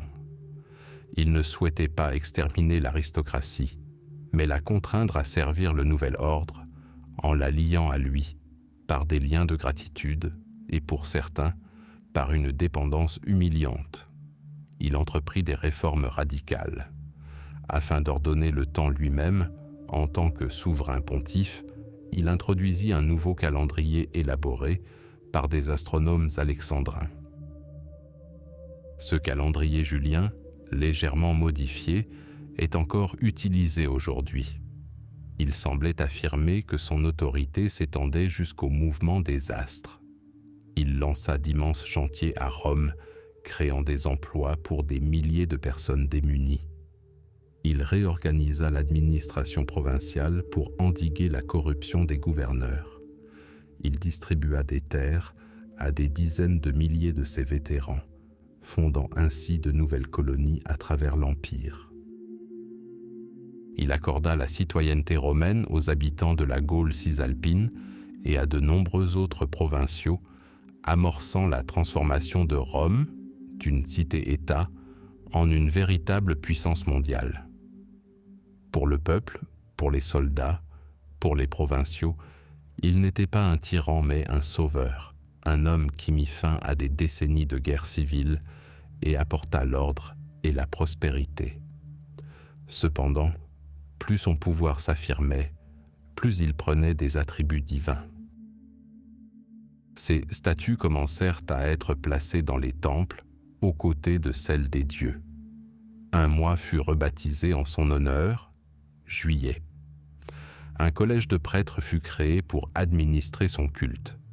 Son image, contrairement à toute tradition, apparut pour la première fois sur des pièces de monnaie de son vivant. Auparavant, frapper des portraits de personnes vivantes était considéré comme un attribut des monarques hellénistiques et non des magistrats romains. C'est précisément ce qui provoquait une horreur sourde et lancinante au sein de la vieille aristocratie. Elle pouvait accepter la dictature comme mesure temporaire, mais elle ne pouvait accepter la déification de l'homme. À ses yeux, César avait franchi la ligne irrévocable qui séparait un citoyen ordinaire d'un roi. L'apogée de ces craintes survint lors des Lupercales, en février 44 avant JC. César, vêtu de pourpre triomphale, siégeait au forum sur un trône doré. Son fidèle allié, le consul Marc-Antoine, accourut vers lui et tenta de poser le diadème royal sur sa tête. La foule, momentanément stupéfaite, se tut. César repoussa le diadème. Antoine réessaya. César refusa de nouveau, et cette fois, la foule éclata en acclamations. Qu'était-ce donc? Un refus sincère de la part d'un homme fidèle aux idéaux républicains? Ou une mise en scène savamment orchestrée, un test d'opinion publique visant à démontrer que Rome n'était pas encore prête à accepter le titre de roi? Nul ne le savait, mais pour nombre de sénateurs, l'essentiel importait peu. Ils y voyaient non pas un refus, mais une opportunité. La menace se précisait. Ils comprenaient que ce titre n'était qu'une question de temps. Dictateur à vie, père de la patrie, Jules le Divin, autant de titres qui n'étaient que des étapes vers le mot ultime, celui qu'on abhorrait, Rex, roi. Et dans les murmures feutrés d'écurie, dans les regards glaciaux de ceux qu'ils graciaient, une conspiration se tramait déjà. Le pouvoir absolu engendre la haine absolue. Le temps de César était compté. Rome retint son souffle. Au sommet du monde, auréolé de gloire et d'honneur divin, se dressait Jules César, dictateur à jamais. Ce titre que lui conférait le Sénat servile résonnait à la fois comme une couronne de triomphe et une sentence de mort. Dans la lumière dorée de son pouvoir, les ombres s'épaississaient. Dans les ruelles, dans les villas des aristocrates, dans les recoins les plus sombres du forum, des murmures s'élevaient. Murmures de liberté, murmures de tyrannie, murmures du poignard. La République, bâtie pendant des siècles sur le rejet de l'autocratie, agonisait. Son âme fière et inflexible ne pouvait accepter qu'un seul homme, aussi brillant fût-il, et supplanter l'État. Et cette âme trouva des défenseurs, ou des bourreaux, comme l'histoire le jugera. La toile de la conspiration n'était pas tissée de lâcheté ni de soif de pouvoir. Elle était l'œuvre de ceux que César considérait comme des amis, ceux qu'il avait pardonnés, élevés au rang de bienfaiteurs et comblés de faveurs. Au cœur même de cette toile se trouvaient deux personnes, deux êtres que tout oppose, unis par une seule et même idée, dévorante. Le premier était Gaius Cassius Longinus, esprit acéré comme une lame, républicain farouche et implacable jusqu'au bout des ongles, il était le cerveau de la conspiration. Cassius voyait en César non pas le sauveur de Rome, mais son fossoyeur. Pour lui, chaque nouveau titre honorifique de dictateur, chaque statue érigée en son honneur, était un affront à la République. Il ne pardonna jamais à César son génie, car ce génie menait Rome vers la monarchie. En second lieu, et surtout, il y avait Marcus Junius Brutus. Il portait le lourd fardeau de son héritage. Son ancêtre lointain avait chassé le dernier roi, fondant la République. Le nom même de Brutus était synonyme de liberté. Mais pour lui, cette conspiration était une tragédie personnelle. Il était le favori de César, son protégé. La rumeur courait que César le considérait comme son fils, né d'une longue liaison avec la mère de Brutus, Servilia. Brutus était déchiré entre l'amour filial, et le devoir civique. Les cauchemars et les reproches silencieux de ses ancêtres tourmentaient son âme. Les graffitis apparus sur les murs de Rome. Brutus, dors-tu? Tu n'es pas le vrai Brutus. Le blessait profondément. Finalement, la froide lumière du devoir éclipsa la chaleur de l'affection personnelle. Brutus fit son choix. Il tuerait son père pour sauver sa mère, la République. Plus de 60 sénateurs se joignirent à eux. Parmi eux se trouvait Decimus Brutus, l'un des légats les plus fidèles de César et membre de son cercle restreint. La trahison s'était enracinée là où le dictateur ne s'attendait qu'à trouver la loyauté. Le temps pressait. César préparait une grande campagne contre les Parthes pour venger la mort de Crassus et sécuriser définitivement ses frontières orientales. Les conjurés savaient que s'il revenait victorieux de cette campagne, son pouvoir serait absolu et incontestable. Il deviendrait un dieu, non seulement de nom, mais aussi de fait. Il devait agir immédiatement. Les ides de mars, le 15 mars, furent désignés comme le jour X. Le Sénat devait se réunir ce jour-là à la Curie Pompéi. Le lieu n'avait pas été choisi au hasard. Il ne voulait pas commettre un assassinat secret dans une ruelle sombre, mais un acte de tyrannie publique sous les yeux de tout le Sénat. Ils n'étaient pas des mercenaires, mais des libérateurs. Du moins, c'est ce qu'ils croyaient. Il semblait que les dieux eux-mêmes tentaient d'avertir César. La nuit précédant les ides de mars fut chargée de mauvais présages. Son épouse, Calpurnia, se tourna et se retourna dans un sommeil agité, rêvant que le toit de leur maison s'était effondré et que son mari était poignardé à mort dans ses bras. Se réveillant en larmes, elle le supplia de ne pas se rendre au Sénat. Les prêtres qui procédaient aux augures du matin rapportèrent que l'animal sacrificiel avait été sans cœur, le plus terrible des signes. La voyante Spurina, qui avait déjà averti César de se méfier des ides de mars, le croisa de nouveau sur le chemin du Sénat. « Les ides sont arrivées », dit le dictateur avec un sourire narquois. « Arrivées, mais pas encore parties », répondit calmement le vieil homme. César hésita. Les supplications de sa femme, les mauvais présages, tout cela flatta sa nature superstitieuse. Mais sa confiance fataliste en lui-même, sa foi en son destin, l'emportèrent. Le coup fatal fut porté par Decimus Brutus. Arrivé chez César, il lui demanda avec ironie si le grand dictateur annulerait vraiment une séance du Sénat à cause du sommeil d'une femme. Il prit César par le bras et, de fait, le mena personnellement à l'abattoir. Lorsque César entra dans la curie de Pompée, les sénateurs se levèrent respectueusement. Les conspirateurs encerclèrent son siège, feignant de soutenir la requête de l'un des leurs, Tullius Cimber, qui demandait l'amnistie pour son frère. C'était le signal convenu. Cimber saisit César par la toge et la lui arracha des épaules. « C'est de la violence !» s'écria César. Et à cet instant précis, Publius Servilius Casca, qui se tenait derrière lui, porta le premier coup. Le poignard lui effleura à peine le cou. L'instinct d'un soldat aguerri à des centaines de batailles prit le dessus. César se retourna brusquement et transperça la main de Casca d'un stylet acéré. « Casca, misérable, qu'est-ce que tu fais ?» Il était fort, il avait riposté, il aurait pu survivre. Autour de lui, un tourbillon de lames étincelantes et de visages déformés par la haine. Il revit ceux à qui il avait donné la vie sur le champ de bataille, ceux qu'il avait élevés au plus haut grade. Puis son regard se posa sur Brutus.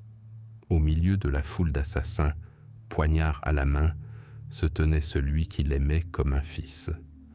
À cet instant, toute volonté de combattre abandonna César. Son regard ne trahissait aucune surprise, mais une blessure abyssale et mortelle de trahison. Un gémissement amer et étouffé s'échappa de sa poitrine en grec, la langue de leur conversation privée. Caessi, Teknon, et toi mon enfant. Ce furent ses dernières paroles. Après les avoir prononcées, il cessa de résister. Il rabattit le pan de sa toge sur sa tête, ne voulant pas que quiconque voie son visage mourant, et reçut les derniers coups en silence, avec la dignité d'un condamné. Les sénateurs, pris d'une frénésie sanglante, se battirent, se blessant les uns les autres dans la confusion. On dénombrerait plus tard 23 blessures sur son corps. Il s'effondra au pied de la statue de son grand ennemi, Cnéus Pompée, et le sang du dictateur baigna le piédestal de marbre. Un silence pesant régnait dans la salle, seulement troublé par la respiration haletante des assassins. Brutus leva alors son poignard ensanglanté et tenta de s'adresser aux sénateurs, proclamant le rétablissement de la liberté. Mais personne ne l'écouta. Horrifiés, les sénateurs qui n'avaient pas participé au complot s'enfuirent en se bousculant. Le cri « Le tyran est mort » fut étouffé par le silence de mort d'une Rome désertée. Les conspirateurs se tenaient seuls au milieu de la salle, parmi des rouleaux éparpillés et des chaises renversées, près d'un corps sans vie. Ils avaient tué un homme, mais pas son héritage. Ils avaient planté des poignards dans le cœur de César, mais chaque coup était un clou enfoncé dans le cercueil de la République. Ils croyaient la sauver, mais en réalité, ils n'avaient fait qu'ouvrir la boîte de Pandore, déchaînant les horreurs d'une nouvelle guerre civile, plus terrible encore que toutes celles qui l'avaient précédée. La liberté ne naquit pas ce jour-là. Elle mourut avec César, les Ides de Mars. Cette expression même est devenue synonyme de trahison, de frontière ultime au-delà de laquelle règne la décadence et les ténèbres. Dans l'histoire de Rome, le 15 mars 44 avant JC restera à jamais marqué par le sang. L'atmosphère de la ville était lourde et pesante, comme si le destin lui-même retenait son souffle devant l'inévitable. De sombres présages hantaient César de toutes parts. D'étranges lueurs dans le ciel, des bruits inquiétants la nuit, des animaux sacrificiels sans cœur. Le devin Spourina lui avait lancé son fameux avertissement un mois plus tôt. « Prends garde aux Ides de Mars ». La nuit précédente, Calpurnia, l'épouse de César, avait passé un sommeil agité. Elle rêva que le toit de leur maison s'était effondré et, submergée par le chagrin, elle serrait dans ses bras le corps ensanglanté et blessé de son mari. Se réveillant en larmes, elle le supplia de ne pas se rendre au Sénat ce jour-là. César, homme qui ne connaissait pas la peur sur le champ de bataille, hésita. Superstitieux comme beaucoup de Romains, il fut inquiété par ce flot de mauvais présages. Il était sur le point d'annuler la séance, prétextant un problème de santé. Mais à ce moment précis, un homme qu'il considérait comme l'un de ses plus proches amis entra chez lui. Decimus Junius Brutus Albinus, à ne pas confondre avec Marcus Junius Brutus, le fils de sa maîtresse de longue date, Servilia. Decimus était son compagnon d'armes en Gaule, un légat loyal en qui César avait une confiance absolue. Avec un léger sourire en coin, Decimus commença à persuader le dictateur. « César, dit-il, toi dont le nom résonne à travers le monde, vas-tu écouter les rêves et les préjugés des femmes? Les sénateurs sont déjà réunis pour te proclamer roi au-delà de l'Italie et te couronner d'un diadème. Que penseront-ils si tu leur demandes de se disperser et de revenir plus tard, quand Calpurnia aura fait un rêve plus heureux? Tu manqueras de respect au Sénat et tu donneras à tes ennemis des raisons de t'accuser d'arrogance. » Les paroles de Decimus, qui touchèrent précisément l'orgueil et le sens du devoir de César, firent leur effet. Toute hésitation fut levée. César ordonna qu'on prépare une litière. Sur le chemin de la curie de Pompée, où devait se tenir la réunion, il croisa de nouveau le devin Spourina et, avec un sourire narquois, lui dit « Les ides de Mars sont arrivées ». Ce à quoi le devin répondit calmement « Elles sont arrivées, mais elles ne sont pas encore passées ». On tenta également de lui remettre un billet détaillant le complot, mais dans la cohue de la foule, César le mit de côté pour le lire plus tard. Trop tard. La curie de Pompée n'avait pas été choisie au hasard. Ironie cruelle du sort, le dictateur allait périr au pied de la statue de son grand ennemi vaincu. Les sénateurs étaient déjà réunis. Une soixantaine d'entre eux étaient venus non pour décider du sort de l'État, mais pour commettre un meurtre. Ils dissimulaient des poignards sous leur toge. L'atmosphère de la salle était chargée d'une tension palpable.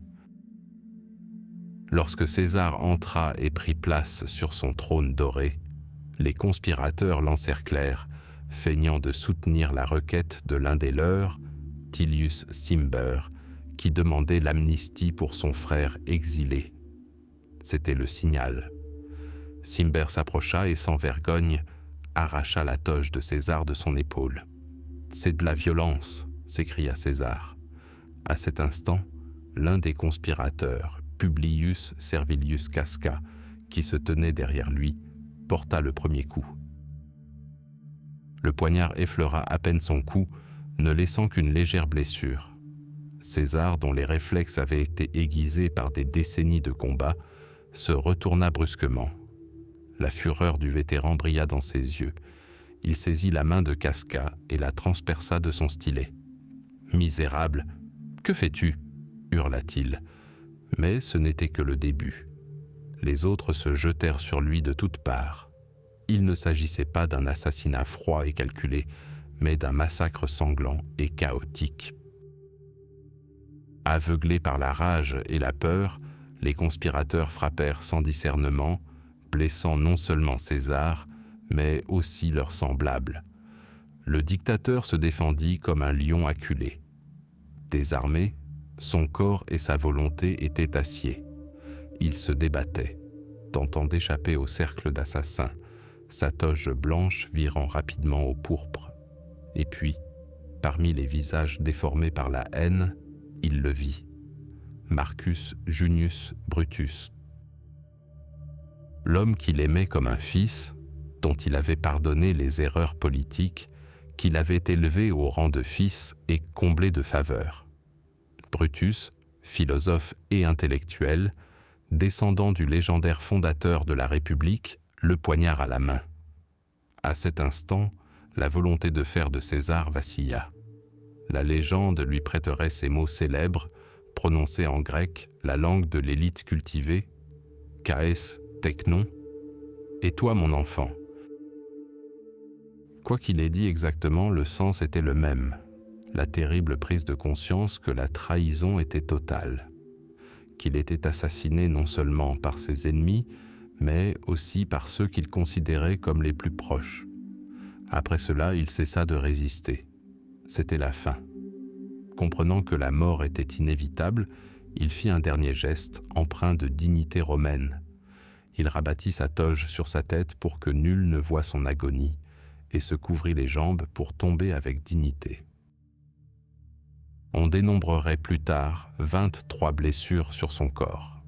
Il s'effondra au sol et son sang tacha le socle de la statue de Cnéus Pompée le Grand. Un silence assourdissant régna un instant dans la salle, seulement troublé par la respiration haletante des assassins. Brutus leva alors son poignard ensanglanté et tenta de s'adresser aux sénateurs, proclamant la mort du tyran et le rétablissement de la liberté. Mais personne ne l'écouta. Les sénateurs non impliqués dans le complot, pris de terreur, s'enfuirent paniqués, se bousculant à la porte. Le chaos s'empara de la ville. Les conspirateurs avaient atteint leur but. Jules César était mort. Ils croyaient qu'en tuant un seul homme, ils avaient sauvé la République. Ils se proclamaient libérateurs. Mais le prix de cette trahison était infiniment plus élevé qu'ils ne l'avaient imaginé. Ils n'avaient pas restauré la liberté. Ils avaient créé un vide du pouvoir qui serait inévitablement comblé par une nouvelle guerre civile, encore plus brutale. Le corps de César, abandonné de tous, resta plusieurs heures dans une mare de sang sur le sol de la Curie. Et les ombres de Marc-Antoine et du jeune successeur encore inconnu du dictateur, Octave, planaient déjà sur Rome. Le poignard planté dans le corps de César avait infligé une blessure mortelle à la République elle-même. Et cette blessure ne se refermerait jamais. La mort de César n'a pas instauré une liberté nouvelle. Elle a ouvert une plaie béante au cœur de Rome, d'où jaillissaient non pas les eaux pures de la République, mais un flot trouble de chaos, de peur et d'ambition. Les conjurés, se faisant appeler libérateurs, se tenaient au forum, poignard ensanglanté à la main, attendant les acclamations reconnaissantes de la foule. Mais ils n'ont reçu en retour que le silence. Le silence pesant et terrifié d'une ville privée de son maître. Ils avaient tué un homme, mais ils ne pouvaient tuer son idéal, son héritage, son nom. Et dans ce vide du pouvoir, les véritables héritiers de César se sont avancés. Le premier était Marc-Antoine, camarade loyal, co-consul, général brillant et hédoniste débridé, il incarnait à la perfection le parti de César. Tandis que Brutus et Cassius prononçaient de grands discours contre la tyrannie, Antoine, lui, agissait. Il s'empara des archives et du trésor de César, et surtout de son testament. C'était son atout maître. Aux funérailles de César, alors que la tension dans la ville atteignait son paroxysme, Antoine prononça un discours qui restera à jamais gravé dans l'histoire comme un modèle de démagogie politique. Il n'accusa pas directement les conspirateurs. Il se contenta d'évoquer les hauts faits de César, son amour pour Rome. Puis, il montra à la foule la toge ensanglantée du dictateur, criblée de dizaines d'entailles de poignards. Et il lut son testament. César légua 300 sesterces à chaque citoyen romain. Il offrit au peuple ses somptueux jardins situés au-delà du Tibre pour son usage perpétuel. Ce fut un coup dur. Le peuple que les libérateurs avaient tenté de sauver d'un tyran comprit que ce dernier l'aimait. La fureur de la foule, alimentée par le chagrin et la générosité du dictateur défunt, se transforma en un véritable ouragan de feu. Les Romains s'emparèrent des torches enflammées du bûcher funéraire et se précipitèrent pour piller les demeures des conspirateurs. Brutus et Cassius furent contraints de fuir la ville. La République qu'ils avaient sauvée les expulsa comme meurtriers et traîtres. Antoine devint maître de Rome. Mais à cet instant, un second héritier, des plus inattendus, entra en scène.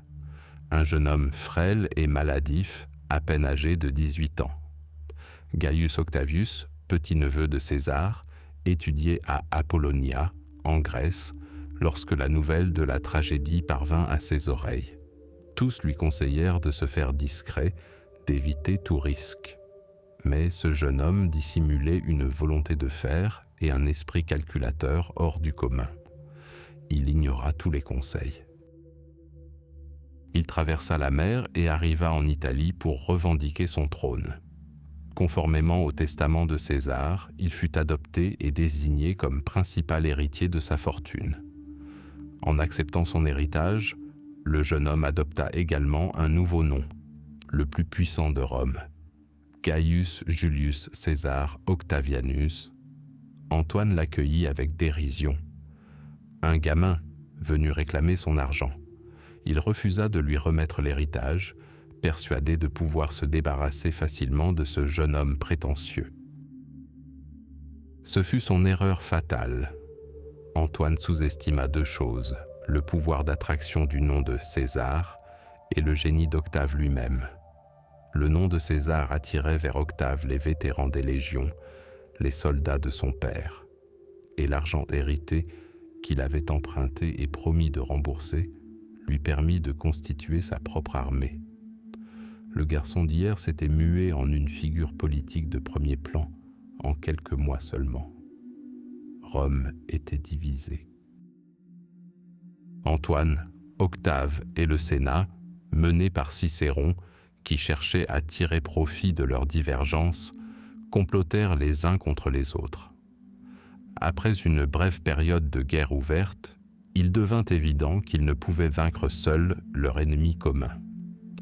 À l'est, Brutus et Cassius rassemblèrent une armée massive, 19 légions, prêtes à rendre Rome au contrôle de l'aristocratie sénatoriale. Et puis, les ennemis d'hier formèrent une alliance. En 43 Taupo,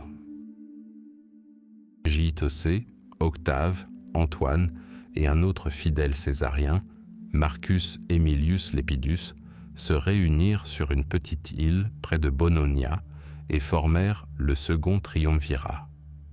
Il ne s'agissait pas d'une conspiration secrète, comme la première alliance de César, Pompée et Crassus, mais d'une dictature officielle et légalisée de 3 hommes pour un mandat de 5 ans. Leur objectif était simple et terrible, anéantir tous leurs ennemis et venger César. Le premier acte du triumvirat fut la proclamation des proscriptions. Des listes d'ennemis de l'État furent affichées dans toute la Rome. Quiconque y figurait pouvait tuer n'importe qui et recevoir une récompense. Leurs biens étaient confisqués et remis au triumvir. Une vague de terreur légalisée s'abattit sur la ville. Frères contre frères, fils contre père. Des centaines de sénateurs et des milliers de chevaliers furent tués. Parmi eux, le grand orateur Cicéron, principal opposant idéologique d'Antoine, qui paya de sa vie ses dénonciations. Rome était plongée dans le sang, tandis que les triumvirs amassaient de l'argent et éliminaient toute opposition par l'arrière. Finalement, ayant rassemblé leurs forces, ils se dirigèrent vers l'Est. Le sort de la République allait se jouer sur les champs de bataille de Grèce. À l'automne 42 Védre. J.A.C., les armées des triumvirs et des libérateurs s'affrontèrent à Philippe, en Macédoine. Ce fut la dernière bataille du Vieux Monde. D'un côté se tenaient Antoine et Octave, héritiers du pouvoir monarchique de César. De l'autre, Brutus et Cassius, derniers défenseurs de la République aristocratique. La bataille de Philippe se déroula en 2 temps. Lors de la première, Antoine mit en déroute le flanc de Cassius. Ce dernier, croyant à tort que l'armée de Brutus avait été vaincue, ordonna à son esclave de le tuer. Il mourut sans jamais savoir qu'au même moment, Brutus était en train de défaire les légions d'Octave. La mort de Cassius, le meilleur stratège des libérateurs, fut une perte irréparable pour eux. 3 semaines plus tard, eut lieu la seconde bataille. L'armée républicaine, démoralisée, ne put résister à l'assaut des vétérans césariens. Elle fut complètement mise en déroute. Marcus Junius Brutus, voyant l'effondrement final de sa cause, se jeta sur son épée. Ses dernières paroles auraient été une citation d'une tragédie grecque. « Ô vertu misérable, tu n'étais qu'un mot, et je t'ai suivi comme une réalité. » Avec sa mort, la République romaine elle-même s'éteignit. Elle fut ensevelie là, dans la plaine macédonienne, avec ses derniers défenseurs. Le monde appartenait désormais aux triumvirs. Ils se le partagèrent comme un butin. Antoine prit l'Orient, riche et tentateur. Octave, l'Occident, ravagé par la guerre mais politiquement crucial. Leur alliance, forgée dans le sang de leurs ennemis, commençait déjà à se fissurer. Les 2 prédateurs, ayant anéanti une menace commune, se faisaient désormais face. La bataille pour l'héritage de César était gagnée. La bataille pour la domination mondiale commençait. Ils l'appelèrent « libération ». Mais le silence qui suivit le dernier cri de César n'était pas le son de la liberté. C'était le son du vide, un gouffre béant au cœur de Rome qui menaçait désormais d'engloutir tout. Les conjurés, les libérateurs, menés par Brutus et Cassius, se tenaient là, des poignards ensanglantés à la main, attendant la gratitude du peuple qu'ils croyaient avoir sauvé de la tyrannie. Mais le peuple garda le silence, puis s'agita. Il avait tué bien plus qu'un dictateur.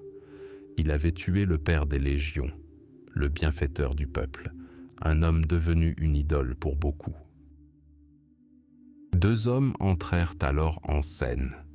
Le premier était Marc-Antoine, le fidèle consul de César, son camarade et ami. Maître de la rhétorique et de la démagogie, il s'adressa au peuple réuni au forum. Il tenait entre ses mains la toge ensanglantée de César, percée de 23 trous. Il n'appela pas ouvertement à la vengeance. Il se contenta d'évoquer les grandes victoires de César, son amour pour Rome, puis lut son testament. 300 sesterces pour chaque citoyen. Les jardins luxuriants du dictateur, sur les rives du Tibre, seraient légués au peuple à perpétuité. C'était bien plus qu'une simple manœuvre politique. C'était un coup porté au cœur même de la conspiration. La foule, jusque-là hésitante, rugit de rage. Les corps des conspirateurs furent jetés dans le Tibre, leurs maisons incendiées. Brutus et Cassius s'enfuirent de Rome, sauvant ainsi leur vie. La République qu'ils avaient cherché à sauver était devenue le bûcher funéraire de leurs idéaux. La seconde silhouette à émerger de l'ombre était celle d'un jeune homme presque inconnu. Gaius Octavius, petit-neveu de César. Fragile et maladif, cet étudiant grec de 19 ans avait pourtant le sang des Julies dans les veines, et entre ses mains reposait quelque chose qui valait plus que toutes les légions d'Antoine. Son nom. César l'avait adopté dans son testament, faisant de lui son principal héritier. Prenant le nom de Gaius Julius César Octavianus, il devint aussitôt un aimant pour les vétérans de César et un symbole de vengeance légitime. Antoine, avec dédain, le qualifia de « gamin ». Ce fut son erreur fatale. Gamin possédait un esprit froid et calculateur, et une volonté de faire que même son père adoptif aurait envié. Au lieu de s'affronter, les deux héritiers de César et un troisième, un général de moindre importance nommé Lépide, firent l'impensable. Ils s'unirent. Ainsi naquit le second triumvirat, non pas une conspiration secrète comme le premier, mais une dictature officielle de 3 hommes, sanctionnée par la loi. Leur première tâche fut la vengeance. Rome sombra dans le sang des proscriptions. Des listes de condamnés furent affichées au forum et une prime fut mise sur chaque tête. Sénateurs, chevaliers, riches citoyens, des milliers furent victimes du nouveau régime. Parmi eux figurait le plus grand orateur de Rome, Marcus Tullius Cicéron, dont la langue acérée était plus dangereuse que son épée. Sa tête et ses mains tranchées furent exposées sur la tribune même, d'où il avait jadis tonné contre les ennemis de la République. C'était l'agonie cruelle du vieux monde. La République ne mourait pas sur le champ de bataille, mais dans les rues de sa propre ville, trahissant ses plus illustres fils. Après avoir rassemblé leurs forces, les triumvirs marchèrent vers l'est, où Brutus et Cassius réunirent les dernières légions républicaines. En 42 Vapéséodragice, sur les champs de bataille près de Philippe, en Macédoine, eut lieu l'ultime bataille de la République. 2 jours de carnage sanglant décidèrent du sort de Rome pour les siècles à venir. Les armées des libérateurs furent mises en déroute. Cassius et Brutus, témoins de l'effondrement de tout ce pourquoi ils avaient combattu, se suicidèrent. Avec leur mort, l'idéal même de la République s'éteignit. Seuls demeuraient des loups, prêts à s'entre-déchirer pour l'héritage de César. Une alliance forgée dans le sang était vouée à s'y dissoudre. L'Épide fut rapidement écarté et le monde se retrouva partagé entre deux titans. Antoine hérita de l'Orient, d'une richesse fabuleuse. Octave hérita de l'Italie ravagée par la guerre et de l'Occident. En Égypte, Antoine rencontra Cléopâtre, et cette rencontre marqua le début de sa chute. Lui, le grand général romain, se noya dans le luxe oriental, dans les bras de la reine, rêvant de créer un nouvel empire hellénistique avec Alexandrie pour capitale.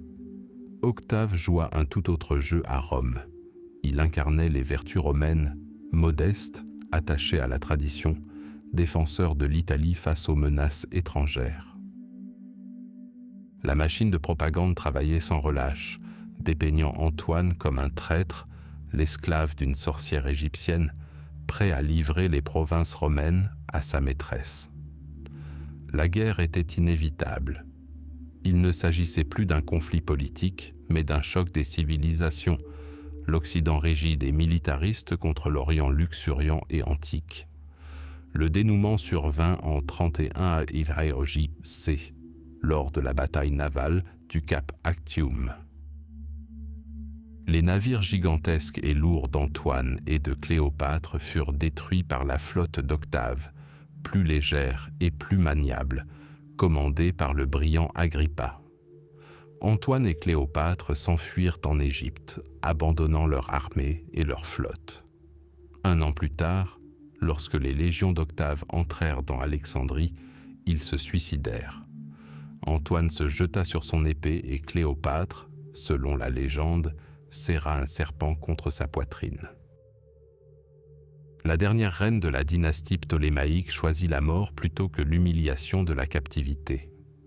Octave, froid et calculateur, devint le seul maître du monde.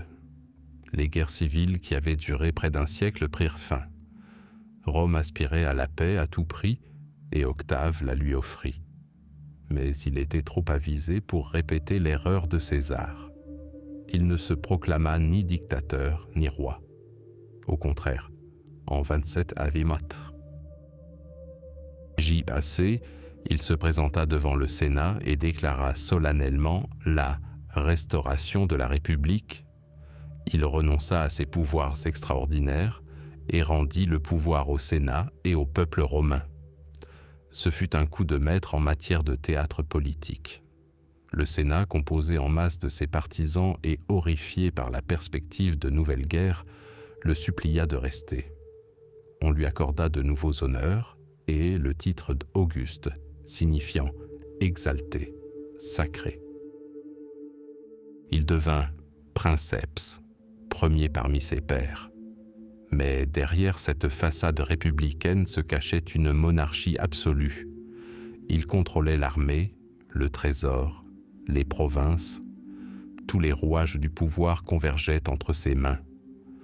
La République pour laquelle Caton et Brutus avaient combattu était morte.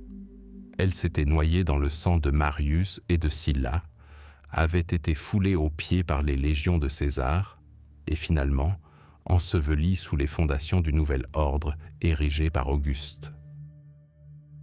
Jules César avait franchi le Rubicon et anéanti l'ancien monde. Mais c'est son fils adoptif, le discret et impitoyable Octave Auguste, qui en bâtit un nouveau sur ses ruines. L'aube de l'Empire illumina le monde, mais jeta à jamais une ombre sur les flammes vacillantes de la République. Le nom César n'était plus seulement un nom de famille. Il était devenu un titre, un symbole de pouvoir auquel Rome ne pourrait jamais renoncer.